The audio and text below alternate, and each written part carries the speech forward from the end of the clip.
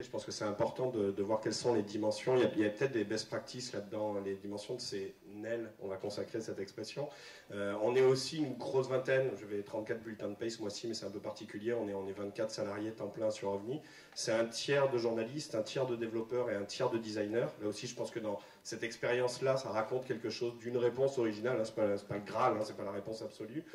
Cette année, alors nous, nos années comptables, on les décale, on est sur une saisonnalité qui va être sur fin d'année comptable à fin juin, mais à fin décembre, on aura fait 600 000 euros cette année, on vise un peu plus d'1,5 million l'année prochaine, et la valorisation de la structure est post-monnaie de 2,7 millions aujourd'hui.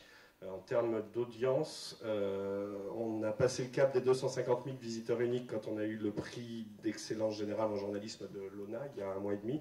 Et on a passé le cap du 1,2 million de visiteurs uniques dans le mois, c'est du Google Analytics ce mois-ci après les leaks de Wikileaks. C'est intéressant de regarder ces chiffres, c'est qu'on n'en vit pas de l'audience. Qu'on ait un visiteur de plus ou de moins, ça n'a aucune incidence sur notre économie. On essaie de faire un beau média, un média de qualité, et quand la courbe de l'audience elle monte, c'est une récompense.